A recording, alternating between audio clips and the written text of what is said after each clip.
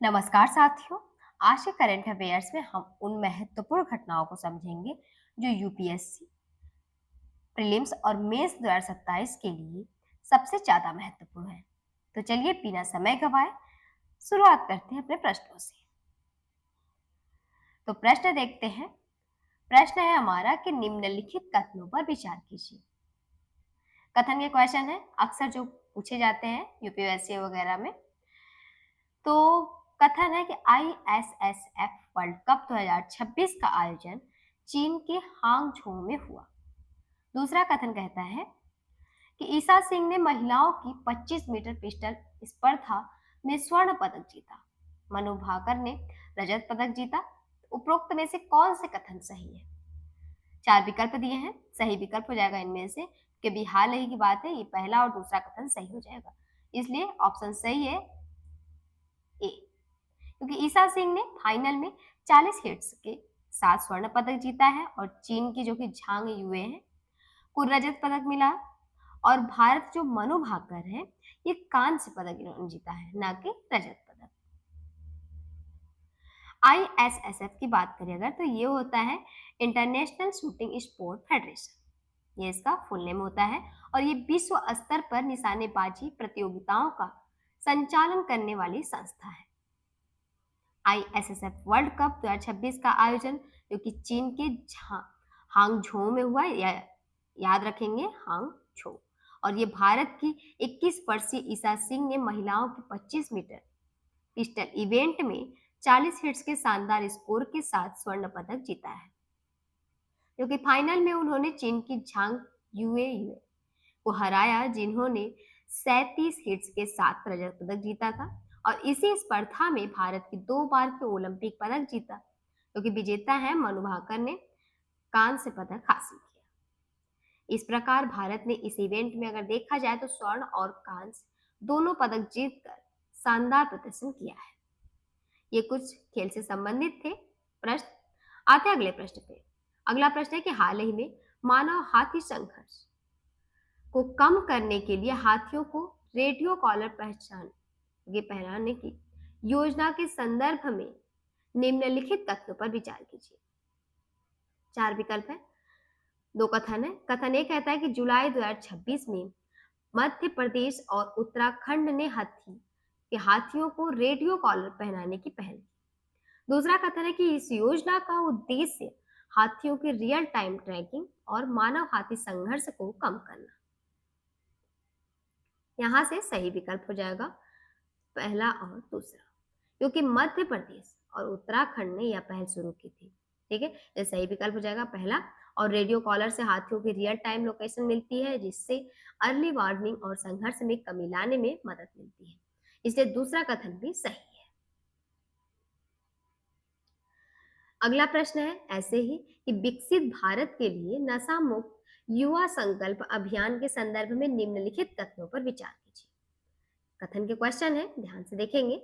इस अभियान का शुभारंभ 2 अगस्त 2026 को प्रधानमंत्री नरेंद्र मोदी द्वारा किया जाएगा।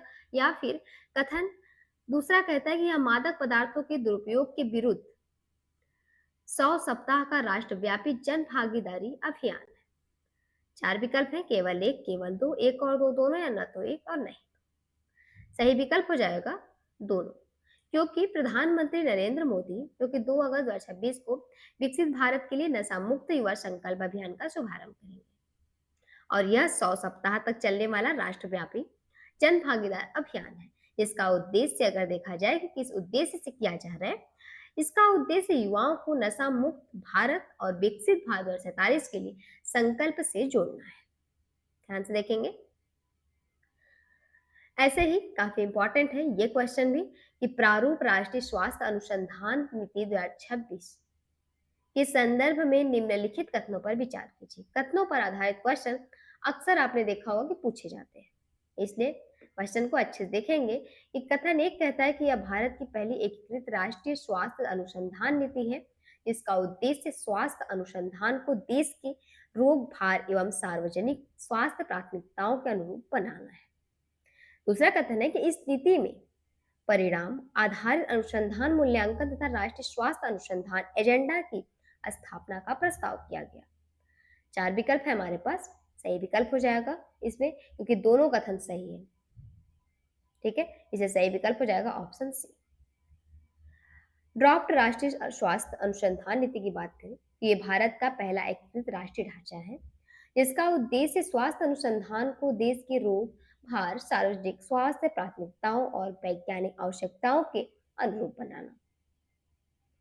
वही नीति में राष्ट्रीय स्वास्थ्य अनुसंधान का एजेंडा जो है न की स्थापना तथा परिणाम आधारित आउटकम बेस्ड क्योंकि अनुसंधान मूल्यांकन का प्रस्ताव किया गया है जिससे शोध का मूल्यांकन केवल प्रकाशनों के बजाय उसके वास्तविक सामाजिक एवं स्वास्थ्य प्रभाव के आधार पर भी किया जाएगा। ये कुछ पॉइंट्स थे, याद रखेंगे। अगला प्रश्न है कि 16वें भारत जापान वार्षिक शिखर सम्मेलन 2026 के संदर्भ में निम्नलिखित कथनों पर विचार कीजिए। कथन एक कि भारत और जापान ने यूनिकॉर्न परियोजना के माध्यम से अपने पहले रक्षा सह विकास कार्यक्रम पर सहमति व्यक्त की। दूसरा कथन कि शिखर सम्मेलन में कृत्रिम बुद्धिमत्ता स्वच्छ ऊर्जा तथा आर्थिक सुरक्षा एवं अनुकूलशील आपूर्ति श्रृंखलाओं पर सहयोग बढ़ाने पर सहमति बनी। दो कथन थे, सही विकल्प हो जाएगा इनमें से दोनों, विकल्पों में से सही विकल्प दोनों है। क्योंकि यूनिकॉर्न योजना की बात करें तो ये यूनिफाइड कॉम्प्लेक्स रेटिंग एंटेना जो कि भारत और जापान का पहला रक्षा सह विकास कार्यक्रम है जिस पर 16वें वार्षिक शिखर सम्मेलन में महत्वपूर्ण सहमति बनी। वहीं शिखर सम्मेलन में एआई आर्थिक सुरक्षा सेमीकंडक्टर महत्वपूर्ण खनिज एवं अनुकूलनशील आपूर्ति श्रृंखलाओं पर सहयोग बढ़ाने का निर्णय लिया गया। बात करते हैं यूनिकॉर्न परियोजना की। यूनिकॉर्न परियोजना भारत और जापान के बीच की पहली संयुक्त रक्षा सह विकास परियोजना है जिसकी घोषणा 2026 जुलाई नई दिल्ली आयोजित हुई थी 16वें भारत जापान वार्षिक शिखर सम्मेलन के दौरान, जिसमें इसकी कुछ मुख्य विशेषताएं थी कि एकीकृत रडार मास्ट अलग अलग एंटेना और संचार प्रणालियों को एक ही नोरा 50 रडार मास्ट में समाहित किया जाएगा। इसका उद्देश्य था कि भारतीय नौसेना के युद्धपोतों के लिए एक एकीकृत रडार मास्टर प्रणाली विकसित करना। वही स्टील्थ क्षमता जो कि कई बाहरी एंटेना हट जाने से युद्धपोत का रडार क्रॉस सेक्शन कम होगा जिससे दुश्मन के रडार उसकी पहचान करना कठिन होगा। इनकी कुछ मुख्य विशेषताएं हैं। बेहतर संचार की बात करें तो विभिन्न संचार और सेंसर प्रणालियों का बेहतर समन्वय होगा।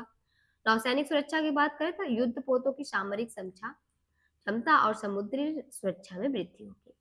इनके कुछ राजनीतिक महत्व देखते हैं, कुछ है जैसे यह भारत और जापान की पहली आधिकारिक रक्षा सह विकास परियोजना है।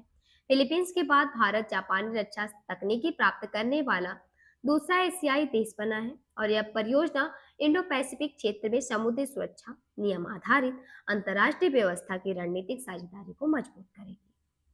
ये कुछ पॉइंट थे यूनिकॉर्न परियोजना के। एक लास्ट सवाल है आप लोगों के लिए कि हाल ही में दिल्ली महिला आयोग की नई अध्यक्ष के रूप में किसे नियुक्त किया गया है। ये भी हाल ही का क्वेश्चन है।